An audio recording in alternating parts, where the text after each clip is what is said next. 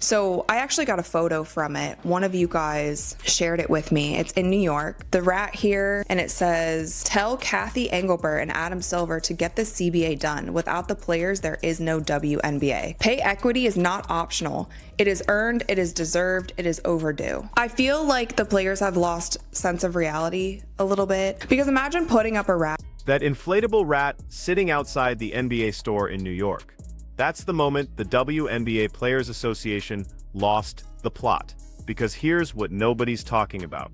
Unions put up those rats when construction workers making $40,000 a year get exploited. When teachers can't afford rent. When actual working-class people get screwed over by billion-dollar corporations. The WNBA just offered these players a max salary jumping from $250,000 to over $1 million. And their response was to put up a labor protest symbol and call it a slap in the face. Deals with. And what the real world deals with, those are your fans. Those are the people going to games. Those are the people who sometimes cannot afford tickets that are more than $20 or $30, but they save up for that to be able to take their family to go to these games, to sit in the nosebleed section, because that's what they can afford. That's real life. That's real life, okay? These people don't want to constantly hear about millionaires not making enough money, especially with this economy and like the state of the world. People are tired of that, and I'm not. Watch that again. She's not wrong about the contrast. Fans saving up $30 for nosebleed seats to watch their daughters see women play professional basketball. Meanwhile, players are staging public protests because $1 million salary isn't enough. The optics are catastrophic. And the Players Association doesn't seem to realize they're bleeding support from the exact people who gave them leverage in the first place. The new fans who drove record viewership in 2024, the casual viewers who discovered the league through Caitlin Clark, they're all watching this play out and thinking the same thing. When did this become about millionaires complaining? Players continue to say, and even, Nneka and Nafisa did a Q&A interview with ESPN about this as well. They keep saying that the players are compromising, but the league isn't. But I would love for a reporter to ask on how the players have compromised, because from my understanding, the players say that they're compromising, but then they're also saying, like, we're not budging. Like, we know what we're worth and we're not budging. So to me, that doesn't seem like compromise. So I would actually, I'm not even trying to be facetious in saying this, I would actually like to know what they compromised on. That would give me a better sense of what they're talking. Here's where it gets messy. The Players Association keeps saying they're compromising, but nobody can point to what they've actually compromised on in their ESPN interview.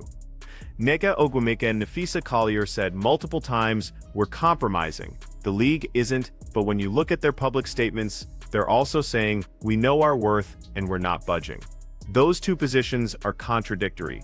Either you're holding firm or you're compromising. You can't do both, and no reporter has pressed them on this because everyone's terrified of being labeled anti-player.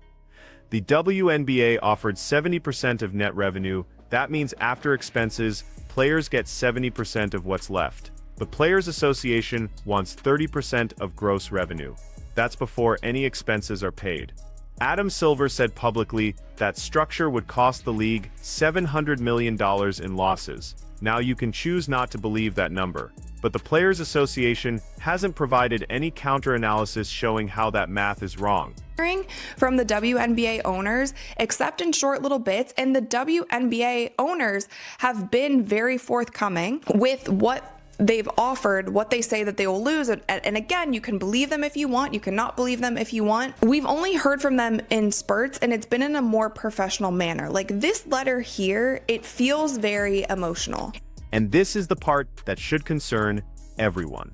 The Players Association released that statement at midnight when the CBA expired. It's written like a manifesto. Phrases like regressive provisions that no longer belong in women's basketball and jeopardizing the livelihoods of players.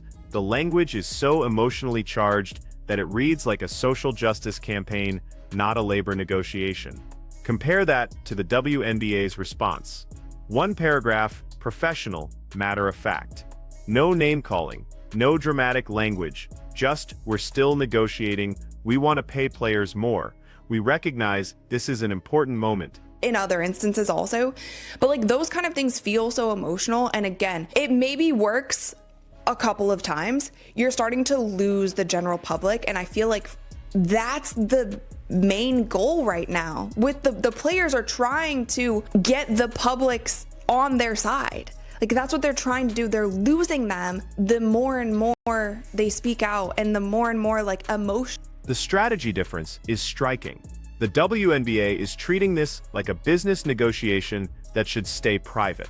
The Players Association is treating this like a public relations war. They're flooding social media, doing interviews, staging protests, trying to win over public opinion. But here's the problem with that approach. The more they talk, the more they reveal about what they're actually asking for, and the more regular people hear about athletes turning down million-dollar contracts, the less sympathy they have. It's basic human psychology. Most Americans will never see $100,000 in annual salary. Watching someone reject $1 million and call it insulting, that doesn't play well outside the sports media bubble. Some of the people that I've been working with who work at the NBA have worked there for 25 years because they love it there. Like the NBA does take care of their employees. There's a lot of things in the WNBA that can be better. And we've all said that. There's a lot of things that can be better. And I think there does need to be people in place at the WNBA so that those things do get better, so that they do have adequate training facilities for these players, so that they are marketing their star players in a proper way. All of this stuff does need to get done. But to call out Adam Silver and the NBA when they really have been supporting. Now let's talk about Adam Silver. Because putting his name on that protest rat is genuinely wild. Adam Silver has been subsidizing the WNBA since he became NBA commissioner in 2014. The NBA has poured hundreds of millions into keeping the WNBA operational during years when the league lost money. Silver personally championed the WNBA's expansion, negotiated the media rights deals that brought in real money, and positioned the league for this current growth moment. He's not some villain trying to underpay women because of gender discrimination. Look at what Silver has done across the entire NBA ecosystem. Female coaches getting head coaching positions, female referees working playoff games, women in executive roles throughout team front offices. The NBA's pay structure for employees is competitive regardless of gender. This isn't a league with a history of discriminating against women in their workforce. So when the Players Association targets Silver personally, it feels less like legitimate criticism and more like trying to create a villain for their narrative. Before they pay anything, the WNBA has said that they will lose $700 million if they go by that. And Adam Silver came out months ago and he literally said, like, I don't think we should look at it in a revenue structure. I think we're just going to make sure that these players get a high paying salary. And I feel like the WNBA has tried to do that. But I guarantee you, like, yes, Unrivaled has helped in a sense at the negotiating table. There is a conflict of interest for sure. Unrivaled has helped at the negotiating table, though, to show like, hey, we can pay these players this much. If we're able to pay them more, then you're. Here's what nobody wants to say out loud. Unrivaled is backfiring as leverage. Weekend one of their inaugural season pulled 313,000 viewers. Solid number for a startup league. But weekend one of this season, less than 200,000. Angel Reese was the biggest draw last year, and she's not playing this season due to her ankle surgery. The drop is significant. And you better believe WNBA owners are watching those numbers closely, because if Unrivaled can't maintain viewership without certain star players, what does that tell you about the WNBA's sustainability without those same stars? The Players Association thought Unrivaled would prove they could generate revenue independently, strengthening their negotiating position. Instead, it's revealing that the league's recent growth might be more dependent on specific players than the union wants to admit. That's not leverage. That's a warning sign. Players, there has been so much regarding this new fans that are just so toxic. Like we talked about it a few weeks ago on Sue Bird's podcast when Katie Nolan was going on and on about the new fans. Like the new fans have been pushed away. There has been such a pushback on these new fans. However, the new fans are the reason that the players have the leverage that they do. The new fans are the reason that the Indiana Fever has to move their games from smaller arenas to bigger arenas to watch Caitlin Clark play basketball. These new fans are the ones who are tuning in and bumping the viewership across the entire WNBA. The new fans have been pushed away, and here's the practical crisis nobody's addressing. The WNBA still hasn't released the 2025 schedule. Arenas need to know when games are happening so they can plan their calendars. The Indiana Fever plays road games in NBA arenas when possible because their regular venue only holds 3,000 people. Those NBA arenas make real money booking concerts, conventions, other sporting events. They're not going to hold dates indefinitely, waiting for the WNBA to figure out their labor situation. Every day without a schedule is another day.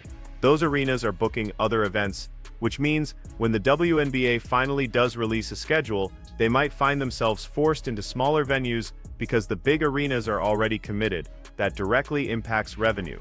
Fewer seats means less ticket money, less impressive venues means worse optics for the league's growth narrative. The clock isn't just running out on negotiations, it's running out on the entire 2025 season's revenue potential, and somehow, some WNBA media members are suggesting a shortened off-season would be exciting. This league can barely handle normal logistics. You think chaos is going to improve things.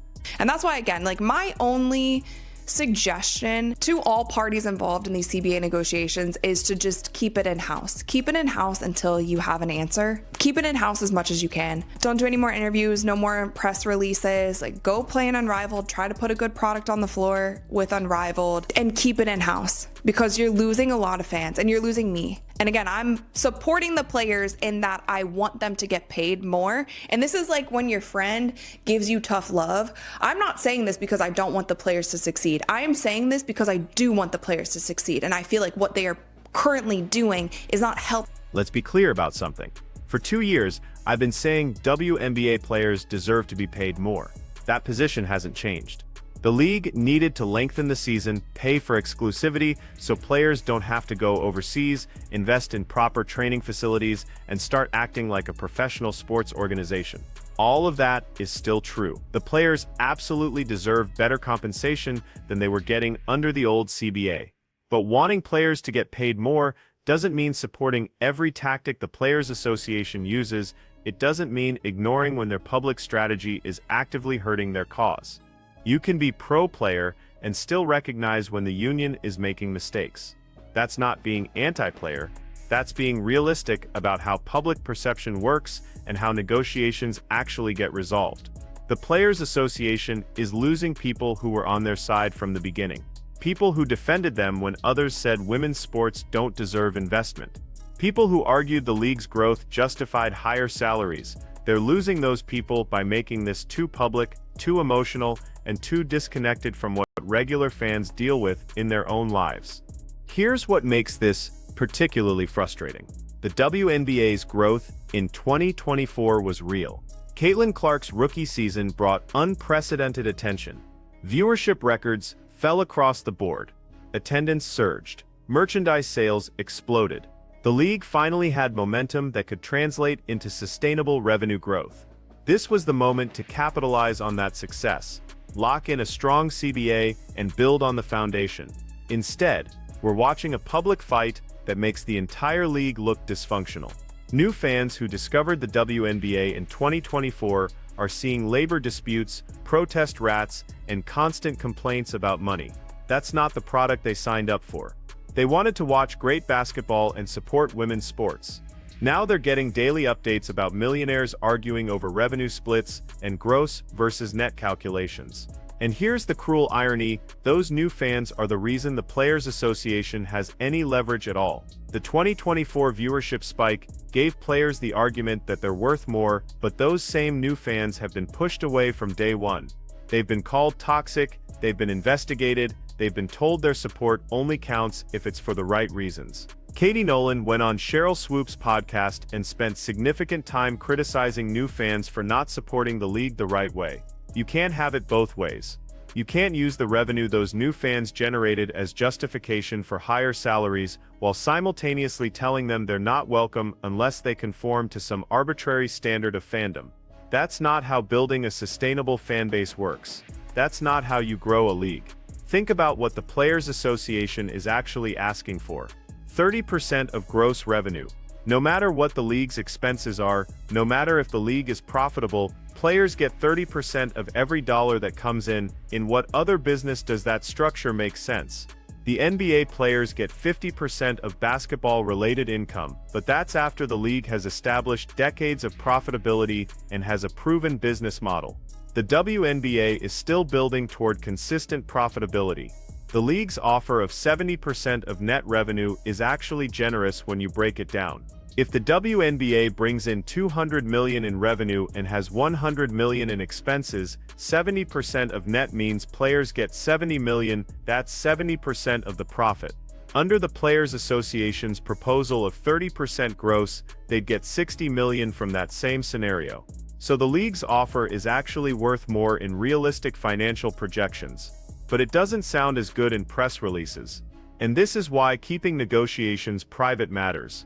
When you argue these details in public, you force both sides to posture for their audiences.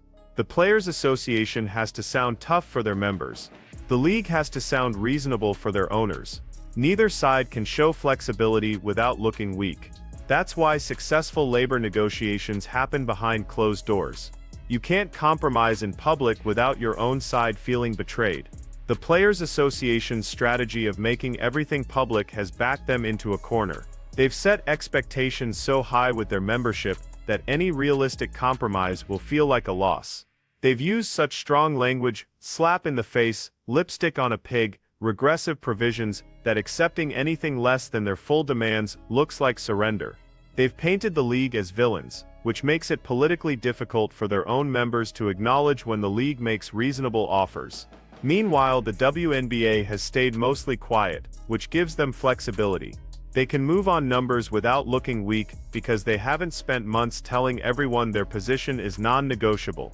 They haven't called the players' names or used inflammatory language. When they do make concessions, it looks like good faith negotiation, not capitulation. This is basic negotiation strategy, and the Players Association is getting outplayed. Now, could the WNBA be offering more? Possibly. Are there legitimate complaints about working conditions, travel arrangements, and facility quality? Absolutely. Should the league invest more in player development and support services? Without question. But none of those valid concerns are being effectively communicated because the Players Association's public strategy has devolved into emotional rhetoric and protest theater. The rat outside the NBA store is the perfect symbol for how disconnected this has become.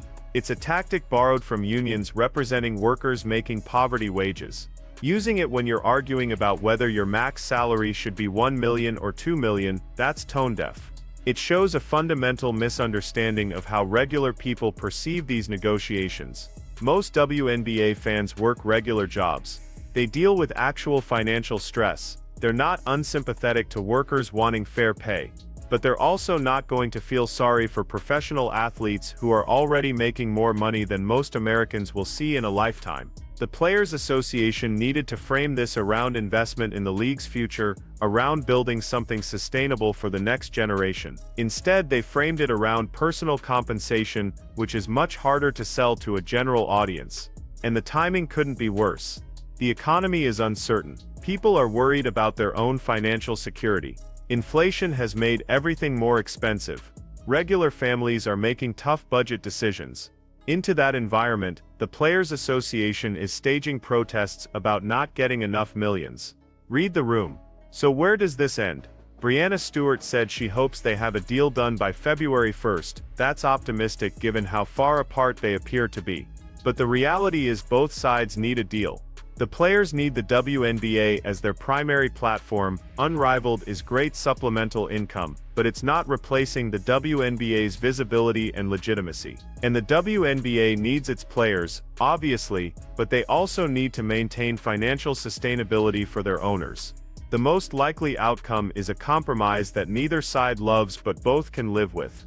Salaries will go up significantly from the previous CBA. Players will get some improvements in working conditions and benefits. The league will maintain enough financial flexibility to continue operations, and both sides will claim victory in their public statements.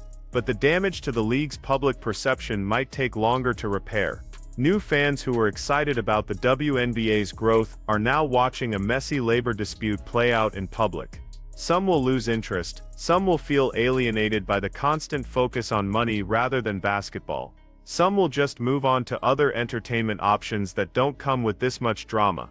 That's the real cost of the Players Association's strategy. Not the specific terms they end up with in the CBA, but the fans they lose along the way. Because once you lose a casual fan's attention, it's incredibly hard to get it back. They don't hate the league, they just stop caring. And indifference is worse than opposition. The WNBA had momentum, real genuine momentum for the first time in its history. And instead of building on that, we're watching both sides fumble the opportunity with a public negotiation that makes everyone look bad. The players look greedy. The league looks cheap. The fans feel caught in the middle. Nobody wins. So here's my question for you. At what point does the Players Association's public strategy become counterproductive to their own interests? When does trying to win public opinion actually cost them public support? Because from where I'm sitting, we passed that point when they put up the protest rat. Let me know in the comments what you think. Are you still on the players' side after everything that's been made public, or has the constant focus on money pushed you away from caring about these negotiations? And if you were advising the Players Association right now, what would you tell them to do differently? Hit that like button if you appreciate coverage that doesn't just pick a side and stick to it regardless of what happens. Subscribe for more WNBA analysis that actually tries to look at these situations from all angles.